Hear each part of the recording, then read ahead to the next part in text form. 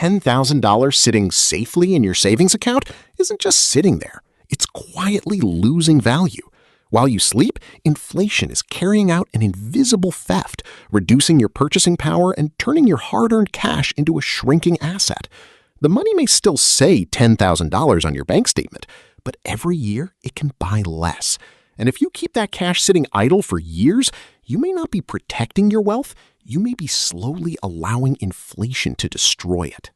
Keeping money in the bank can feel safe, but if your savings aren't growing faster than inflation, that safety may come at a cost, because the most dangerous financial losses aren't always dramatic. Sometimes your money disappears quietly, while the number in your account never changes. So how does this invisible theft work? Why does money lose value even when you never spend it? And does that mean you should stop keeping money in the bank? The answer is more complicated than most people think. Imagine two people. Both have worked hard for years. Both finally saved $10,000. The first person puts the money into a savings account and decides not to touch it. The second person also keeps some cash in the bank, but puts the rest into assets designed to grow over time. 10 years pass. The first person checks their account. The balance still says $10,000. Nothing appears to be missing. No one withdrew money. There were no hidden charges. The bank didn't send a warning. So the first person feels safe. But now imagine that prices have doubled during those 10 years. The same $10,000 now buys only half of what it could before. The number didn't change, but the buying power did. That is the difference between money and purchasing power. Money is the number you see. Purchasing power is what that number can actually buy. If prices rise faster than your savings, your money may be growing in numbers while shrinking in real-world value. This is why a higher bank balance doesn't always mean you are becoming wealthier. You could have more dollars, but less ability to buy the things you need. And that is how inflation quietly changes the value of cash. Now, this doesn't mean that keeping money in the bank is always a mistake. Cash has an important job. It gives you flexibility. It helps you handle emergencies. It allows you to pay bills without selling investments. And it can protect you when life becomes unpredictable. So why do people keep large amounts of money sitting in the bank? Because safety feels good. A savings account is easy to understand. You deposit money, you can see the balance, you can access it when you need it. The value doesn't jump up and down every day like the price of an investment. There are no confusing charts, no headlines about market crashes, no fear that your account balance will suddenly fall by 20% overnight. That emotional stability has value. And for money you may need soon, keeping cash can be the right decision. The problem begins when people confuse stability with growth. Cash is designed to be useful. It is designed to be available. It is designed to help you pay bills, handle emergencies, and meet short-term needs. But cash is not always designed to build long-term wealth. Those are two different jobs. Imagine using a screwdriver to cut down a tree. The screwdriver isn't useless. You're simply asking it to do the wrong job. In the same way, cash is useful for safety and flexibility, but keeping every dollar in cash for decades may prevent your money from growing. The question isn't, is cash good or bad? The real question is, how much cash do you need? And how much money are you keeping idle without a purpose? And this is where many people make the opposite mistake. After learning that inflation reduces the value of cash, they decide to invest everything. But that can create an entirely different financial disaster, because money you need soon should not always be invested. Imagine that you put every dollar you own into long-term investments. Then, a few months later, your car breaks down. You lose your job. A family emergency appears, or an unexpected bill arrives. You need money immediately, but your investments may be down at that exact moment. Now you face a difficult choice. You either borrow money or sell your investments when their value is temporarily low. That is why emergency savings matter. Cash gives you options. It can protect you from high-interest debt. It can prevent you from selling investments at the worst possible time. It can give you time to make better decisions during a crisis. So the goal is not to eliminate cash. The goal is to give every dollar a job. Some money is for emergencies, some is for bills, some is for short-term goals, and some may be used for long-term growth. The mistake is keeping money in the wrong place for the wrong amount of time. If you need the money next month, safety may matter more than growth. If you need the money in 3 years, you may want a different balance between safety and return. If you don't plan to use the money for decades, inflation may become a much larger threat. Your time horizon changes the answer. The longer money sits idle, the more time inflation has to reduce its purchasing power. Now, imagine that you decide to wait. You tell yourself, I'll start investing when the economy feels safer. Then a year passes. The market still feels uncertain.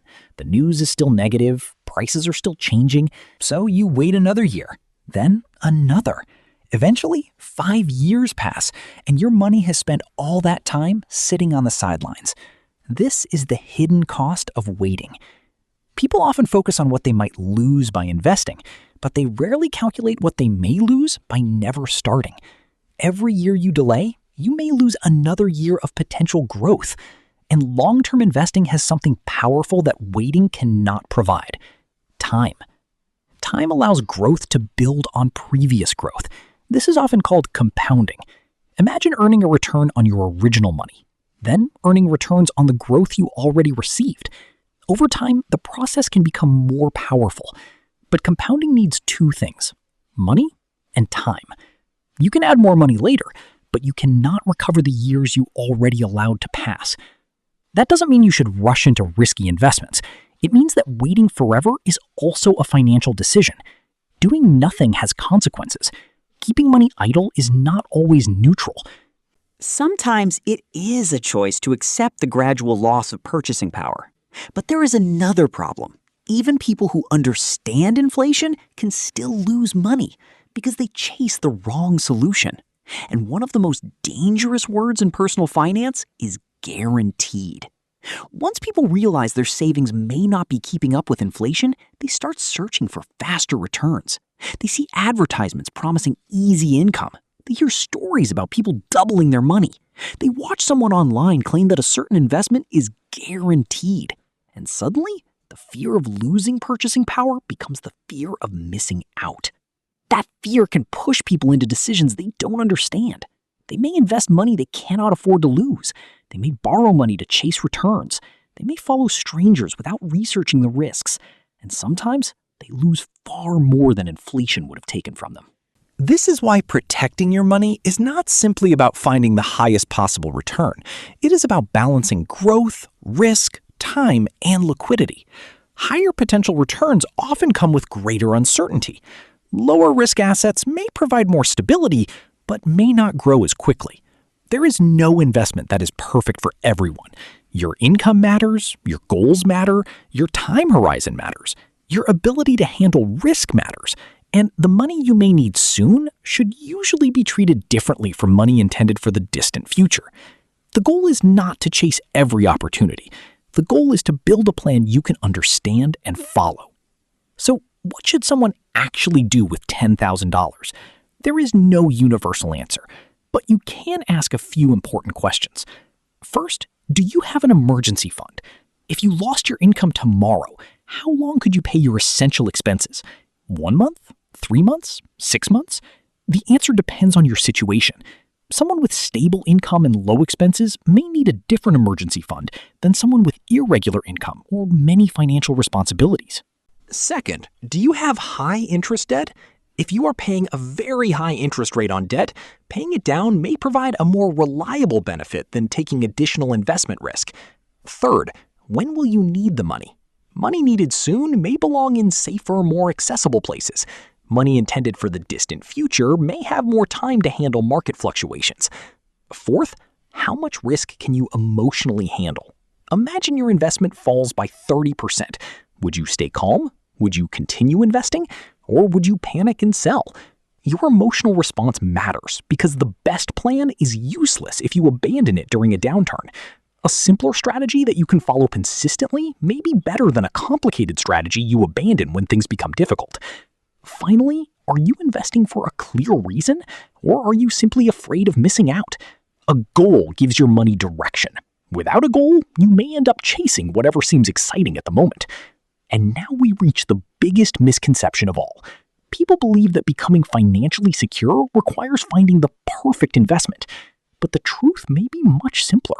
Financial security is often built through a series of ordinary decisions, repeated consistently for years. The biggest illusion is believing that a stable account balance means stable wealth. It doesn't. If your account says $10,000 today and still says $10,000 10 years from now, the number has remained the same, but the world around that number has changed. Prices may have risen, your needs may have changed, your financial goals may be larger, and the purchasing power of that money may be lower. That is the invisible theft. No thief enters your house. No money disappears from your account. No alarm sounds. The loss happens quietly through the changing value of money itself. But there is another side to this story. You do not need to panic. You do not need to invest every dollar, and you do not need to chase risky promises.